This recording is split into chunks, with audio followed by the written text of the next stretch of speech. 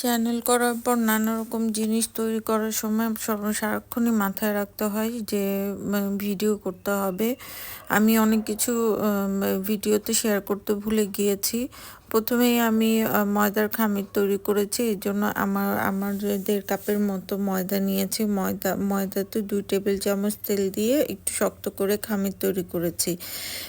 সেটা 10 মিনিট রেখে দিয়েছিলাম। এর মধ্যে আমি মাংসটাকে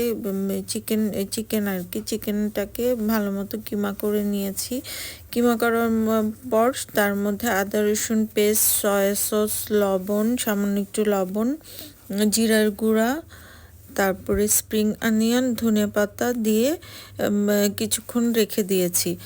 রেখে দেওয়ার পর একটু শুকনো শুকনো করে মাংসটাকে রাখতে হবে। আমি একটু দই দিয়েছিলাম বলে আমার মাংসটা একটু ভেজা ভেজা হয়ে আছে। তাতে ভিতরটা একটু জুসি হয়েছে এবং খেতেও খুব স্বাদ লেগেছে। কিন্তু সাধারণত এই দইটা দেওয়ার প্রয়োজন হয় না। যদি আপনার কাছে মনে হয় যে চিকেনে একটু গন্ধ লাগবে, সেজন্য একটু ভিনেগারও দিতে পারেন অথবা লেবুর রস দিলে চিকেনের গন্ধটা থাকবে না। সাথে ভেজিটেবলও দিতে পারেন, যেমন গাজর কুচি কুচি করে, বাঁধাকপি কুচি কুচি করে। আমি এসবের ধারে কাছে যাইনি। আমি খুব সাধারণভাবে তৈরি করেছি এবং তাতে মজা কিছু কম হয়নি।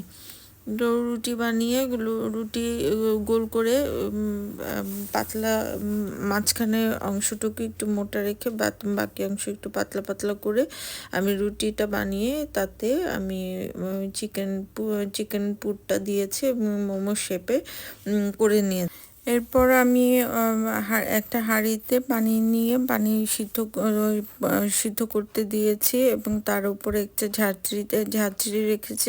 ঝাঁঝরির উপরে আমি তেল ব্রাশ করে মোমোগুলো সিদ্ধ করতে দিব। মোমো সিদ্ধ করার সময় ভালো মতো ঢাকনা দিয়ে আটকে দিতে হবে এবং ঢাকনার মুখে যদি কোনো ছোট ছিদ্র থাকে, সেই ছিদ্রটা এলাচ দিয়ে বন্ধ করে দিতে হবে।